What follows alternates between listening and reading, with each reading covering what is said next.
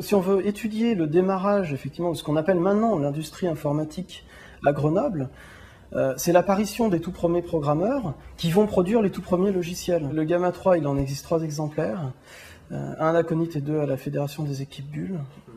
Donc par ailleurs, on a effectivement tout un ensemble de logiciels qui ont été écrits sur papier à destination des étudiants à l'époque. On ne pouvait plus en faire autre chose que de les lire et d'essayer de voir ce que ça pouvait faire. Donc effectivement, l'idée, dans la mesure où les machines ne marchent plus, c'est d'essayer de trouver un système, un moyen, de refaire fonctionner ces logiciels sur un ordinateur moderne, un PC par exemple, sur lequel on va pouvoir ressaisir les programmes donc, qui ont été écrits à l'époque, à la fin des années 50, début des années 60, qu'on va ressaisir dans l'ordinateur moderne et qu'on va pouvoir refaire fonctionner donc à l'aide d'un programme spécialement écrit qui s'appelle un émulateur et qui va permettre effectivement de refaire fonctionner, refaire marcher les logiciels de l'époque. Donc là, à l'écran, on voit dans chaque zone les différents organes de l'ordinateur. Donc ça, c'est les mémoires Gamma 3. Donc le Gamma 3 n'avait que ces mémoires-là qu'on voit ici. Seuls les programmes qui sont effectivement en mémoire dans cette partie-là peuvent être exécutés.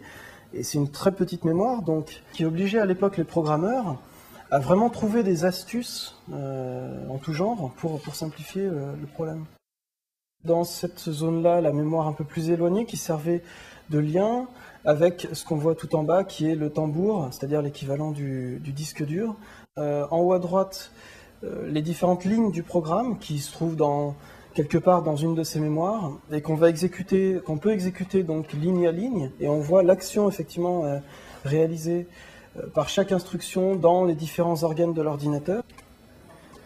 Donc c'est aussi intéressant de garder cette mémoire, d'être un peu plus humble et de se dire qu'on fait des choses aujourd'hui en tant qu'informaticien, mais attention parce que des fois ça existe depuis 50 ans. Et dans la mesure où ça va très vite, justement, l'informatique a des fois tendance à réinventer un peu la roue, justement parce qu'elle n'a aucune mémoire de ce qui s'est fait il y a même souvent 10-20 ans. Les informaticiens ont cette tendance à se dire, ben voilà, j'ai ce problème-là, ah bah tiens, je pourrais faire comme ça, à rechercher des solutions qui en fait existaient, avaient très bien été pensées il y a 30, 40, des fois 50 ans.